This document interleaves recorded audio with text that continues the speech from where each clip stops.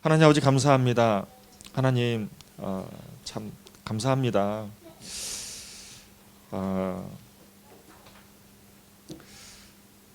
이렇게 우리 종환 형제와 또 영수 자매가 이렇게 함께 또 투순을 갖게 해주셔서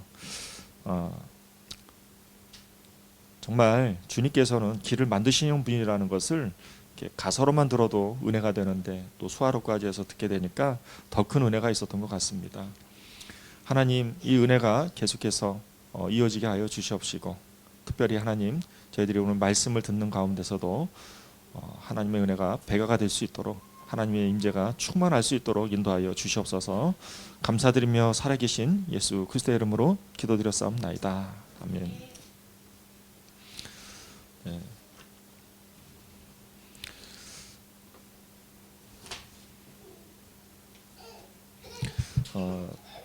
오늘 하나님께서 저와 여러분들에게 주시는 말씀 고린도전서 15장 12절에서 19절 말씀이고요. 부활에 대한 믿음 덕분에 삶을 정말 원래는 꼭꼭이잖아요. 꾹꾹 눌러 산다라는 제목을 가지고 저희들이 말씀을 은혜 받으려고 합니다. 고린도전서 15장은 부활장입니다. 고린도전서 13장은 사랑장이라고 한다면 고린도전서 15장은 부활장을 말하고 있고요. 특별히 고린도전서 15장 1절부터 11절 말씀을 통해서 사도 바울이 접한 복음, 사도 바울이 접한 이 복음, 그 내용 가운데서는 예수 그리스도의 죽음과 부활이 담겨 있는 거 아니겠습니까? 특별히 부활에 대해서, 또 오늘 말씀은 이 부활에 대해서 초점을 두고서 말씀이 이어지고 있다고 말씀드릴 수 있습니다. 특별히 사도 바울은 예수 그리스도의 이 복음을 어떻게 들었는가? 이 사도 바울은 이 복음을 접하는 그 과정을 15장 1절부터 11절 말씀에서 말씀해 주고 있습니다. 특별히 그 가운데서 15장 3절부터 8절 말씀을 통해서 사도 바울이 어떻게 이 복음을 접했는지를 말씀해 주고 있죠. 우리가 다 같이 한번 고린도전서 15장 3절부터 8절 말씀을 함께 봉독해 보겠습니다. 시작. 3절. 내가 받은 것은 복음입니다. 먼저 너에게 전하였노니 이는 성경대로 그리스도께서 우리 죄를 위하여 죽으시고, 4절. 장사 지낸 바 되셨다가 성경대로 사흘 만에 다시 살아나사, 5절. 게바에게 보이시고 후에 12 제자에게와, 6절. 그 후에 500여 형제에게 일시에 보이셨나니 그 중에 지금까지 대다수는 살아있고 어떤 사람은 잠들었으며, 7절.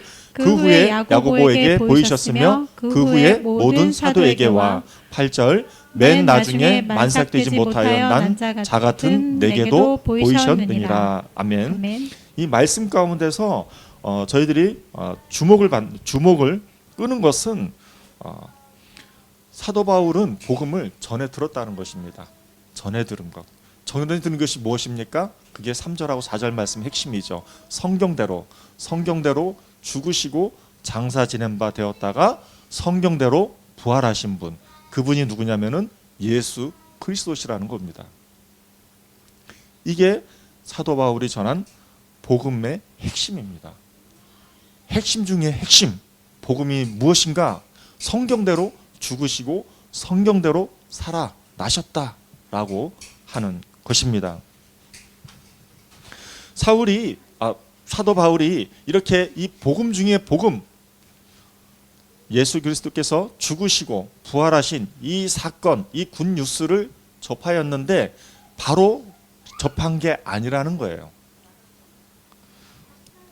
전해 들었다는 얘기죠. 어떻게 전해 들었는가? 이제 이게 5절부터 8절까지의 말씀의 과정이죠. 사도 바울이 접한 이 복음 가운데서도 부활, 이 부활에 대해서 게바로부터 시작을 해서 야고보를 경유해서 사도 바울에게까지 전해졌다라는 것입니다. 먼저 게바, 5절이죠. 게바로부터 시작을 합니다. 게바는 베드로입니다. 시몬 베드로를 말하고 있죠. 그리고 나서 12제자에게 보여지게 됩니다. 12제자에게 보여지게 되면서 그 다음에 동시에 500여 명의 제자들에게 형제들에게 보여졌습니다. 이 500여 명 가운데서 개 중에는 죽고 개 중에는 살아 있는 것이죠. 그리고 나서 야고보가 누구입니까? 예수님의 동생입니다. 예수님의 동생인데 이 야고보는 어떤 사람이었냐면 예수님께서 나는 메시아다라고 했을 때에 야고보는 이 예수님의 동생은 미쳤다라고 그랬어요. 그래서 예수님의 얘기를 믿지도 않았어요. 그 사람이 예수님의 부활을 접했을 때에 그것 또한 믿지 않았어요. 그렇게 예수님의 부활에 대해서 믿지 않았던 예수님의 동생이 예수님의 부활을 접하고 나서 그 다음에 사도 바울에게까지 전해졌다라는 것입니다. 이 말씀을 통해서 사도 바울은 무엇을 증거하고 싶은 것입니까? 사도 바울이 전해 들은 이 부활 소식에 대해서, 이 부활에 대해서 여기서만 끝나는 게 아니라 핵심적으로 뭘 강조하는 거냐면 부활의 확실성을 말하고 있는 것이죠. 자신이 꾸며낸 얘기가 아니다. 내가 만들어내는 허구가 아니다라는 것을 이 부활의 확실성에 대해서 증거하고 있는 것입니다. 그러면 이 부활의 확실성에 대해서 누구에게 전하고 있는가? 바로 1세기 고린도 사람들에게 전하고 있는 것입니다. 1세기 고린도 사람들에게 부활의 확실성을 전하고 있는데 당시에 1세기 고린도 사람들은 어떤 생각을 하고 있었길래 사도 바울은 이 부활의 확실성에 대해서 증거하고 있는 것일까요? 먼저는 고린도 사람들이 생각한 부활은 무엇이었냐면요, 부활이 어디 있어 이런 거예요. 죽으면 땡이지, 죽으면 끝이지, 어디 부활이 있어, 이런 생각을 가지고 있었다는 것입니다. 또 어떤 사람은 고린도 사람들 가운데서 어떤 사람은 부활은 없어, 죽으면 끝이야 라고 생각하는 사람이 있는가 반면에 어떤 사람은 종교의 영향을 받아서, 종교의 영향이라고 하면은 오르페우스 종교의 영향을 받아서 그런 사람들은 부활은 없어 라고 생각을 하는 것입니다. 그러면 오르페우스의 종교에 있어서 어떤 영향을 받았을까요? 오르페우스의 종교에서는 사람을 무엇으로 봤냐면 첫째, 몸으로, 육체, 영혼으로 봤다는 것이죠. 영혼이 있고 몸이 있다라는 것이죠. 사람의 구성을 몸과 영혼으로 봤는데 이 오르페우스 종교는 사람은 죽고 없어지지만 영혼은 불멸한다라고 생각을 했다는 것입니다. 이 영혼은 불멸한다라는 이 사상이, 이 생각이 어떻게 전해지게 되었냐면은 피타고라스, 수학자라고 보이지만 종교학자입니다. 피타고라스라고 하는 사람을 통해서, 플라톤을 통해서 이 사상이 전해지게 되는데, 이 사상이 어떻게 전해지게 되냐면 영혼 불멸을 통해서 윤회설로 발전하게 된다라는 것이죠. 그래서 고린도 사람들은 영혼 불멸을 생각을 하게 되었고 사람들은 윤회설을 생각하게 되었습니다. 부활이 어딨어? 죽으면 끝이지. 이 생각을 가지고 있고, 윤회설, 내가 열심히 잘 살면 나는 내 몸은 썩어 없어지지만 내 영혼은 불멸하게 될 거야 라고 믿고 그 생각으로 매일매일 주어진 삶을 살았던 사람들에게 있어서 사도 바울은 뭐라고 증거하고 있냐면은 부활의 확실성을 전하고 있는 것입니다.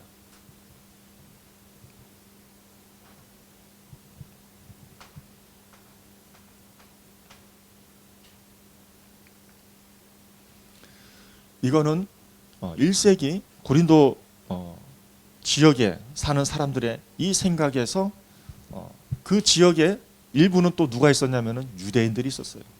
그 유대인들이 있었는데 유대인들은 다 또 부활이 있다라고 믿지도 않았어요. 부활이 어디 있어? 대표적인 케이스가 사두개파가 그랬어요. 부활은 없어. 그러면 부활은 있다고 하는 사람은 또 어떤 생각을 했을까요? 부활이 있다라고 하는 사람들은 이런 생각을 했습니다. 부활은 있지만 나에게는 해당이 되지 않아. 무슨 말이에요? 부활이 있다라고 하는 사람들은 그거는 하나님의 뜻을 쫓다가 하나님의 뜻을 선하게 하나님의 진리와 정의를 열심히 쫓고 그렇게 생활하는 사람들 가운데서 그 사람들이 하나님의 뜻을 온전히 보지 못하고 억울하게 죽은 사람들, 이 사람들에게 있어서는 부활이 있다고 믿었어요. 그러니까 부활은 나에게 해당되는 것이 아니라 하나님의 뜻을 쫓다가 억울하게 죽은 사람들은 부활할 수 있어 라고 생각했던 것입니다. 그런데 그 부활은 어떤 부활이냐면 영혼이 부활하는 거예요. 몸이 부활하는 게 아니에요.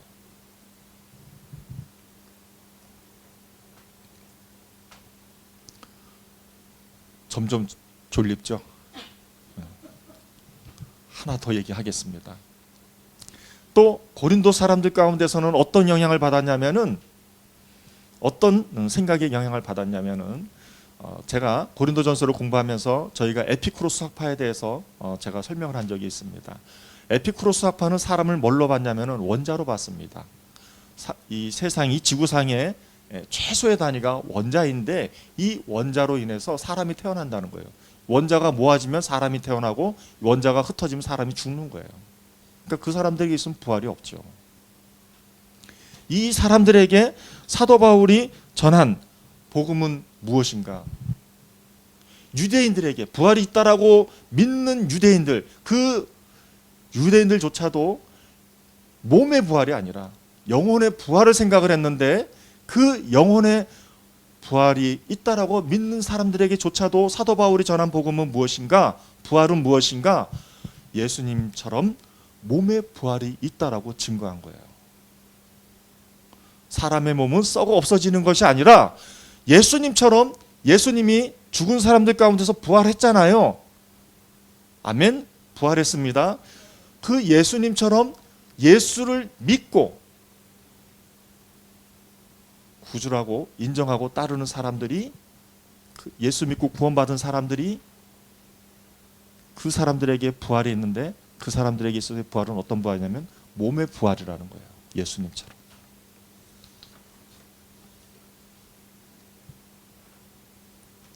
이러한 부활이 있는데 우리가 매일매일 하루를 살아갈 때에 그냥 살면 안 된다라는 거예요. 당시에 저희가 고린도전서 공부를 하면서 심포지엄에 대해서 제가 설명을 하였습니다. 돈 많은 사람들이 심포지엄을 하는데 함께 모여가지고 음식을 싸가지고 와서 와인도 마시고 음식도 마시고 계속해서 하루 종일 그렇게 먹고 지내는데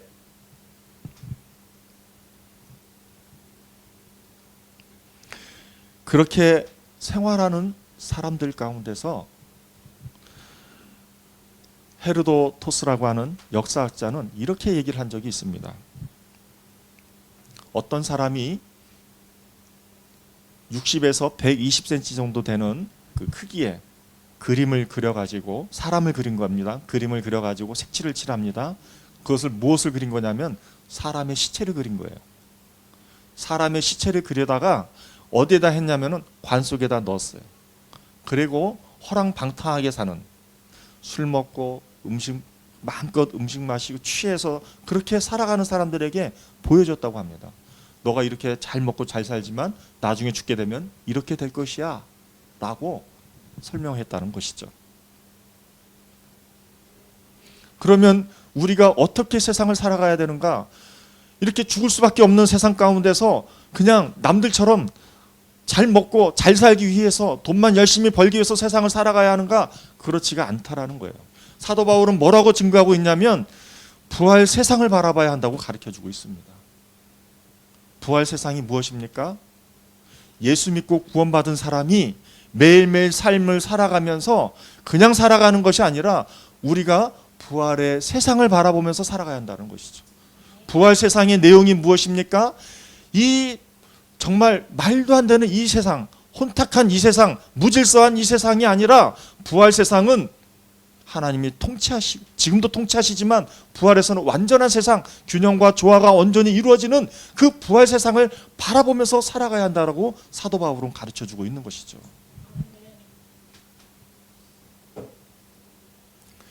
그러면 예수 믿고 구원받은 사람이 부활 신앙을 가지고 어떠한 태도와 자세를 가지고 살아가야 합니까?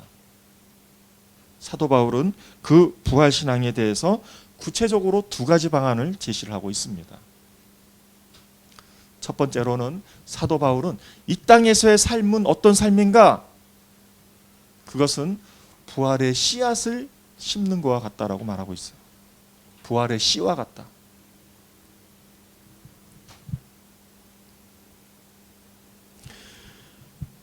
우리가 이 땅을 살아가면서 매일매일의 삶 가운데서 부활 세상을 바라보면서 이 땅에서의 삶은 어떤 세상인가? 예수님께서 죽으시고 부활하셨잖아요. 예수님께서 죽으시고 부활하신 가운데서 그 이 땅에서의 삶을, 죽음이라고 하는 것은 어떤 삶이냐면은 씨앗과도 삶이라는 거예요. 씨앗과도 같은 그런 비유를 통해서 가르쳐주고 있는 것이죠.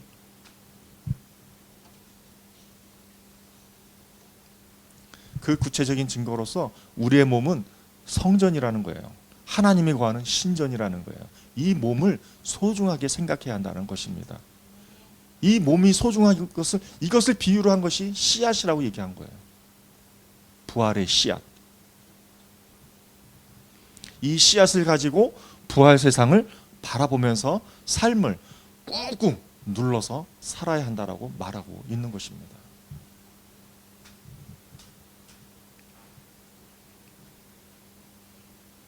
또 이 땅에서 삶을 살아가면서 그냥 살아가고 있는가? 그렇지가 않죠.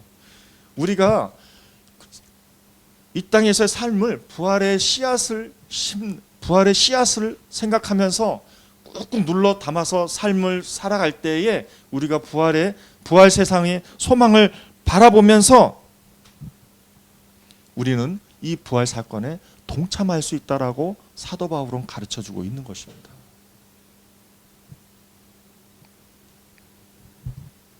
언제까지 이 땅에서 적금 많이 들어서 부자 될 거 생각하면서 살아가십니까? 언제까지 내가 진로에 있어서 또 진학에 있어서 여러 가지로 내가 부족한 스펙들을 채워서 내가 이루고자 하는 그 삶을 소망을 두면서 살아가냐는 얘기죠. 사도 바울은 그러한 삶을 가르쳐 주는 것이 아닙니다. 그러한 삶은 마치 시체와도 같은 삶이라는 거예요. 죽으면 끝이라는 거예요. 그런데 사도 바울은 뭐라고 가르쳐 주고 있냐면, 예수 믿고 구원받은 사람은 마치 이 땅에서 썩어 없어질 것으로만 바라보는 것이 아니라 우리가 부활의 씨앗이 이 땅에서의 삶은 부활의 씨앗이라는 거예요. 죽으면 부활 세상을 통해서 꽃피는 게 있다라는 것이죠. 그것을 바라보면서 예수 믿고 구원받은 사람은 그렇게 세상을 살아가야 한다라고 가르쳐주고 있는 것입니다.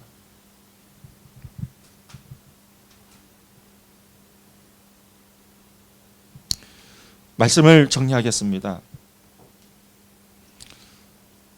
저는 고린도전서 1장부터 16장까지를 한 단어로 딱 정리하라고 하면은 저는 이렇게 정리했습니다. 예수가 옳았다. 예수의 삶이 옳았다. 예수의 죽으심과 부활이 옳았다. 그 정점이 무엇입니까?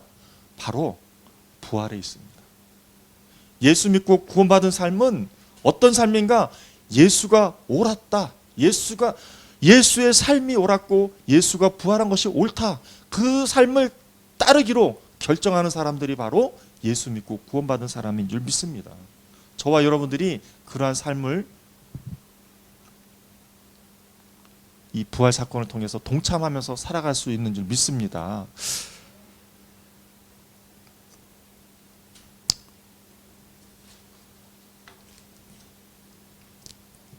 사랑하는 성도 여러분, 사랑하는 동역자 여러분,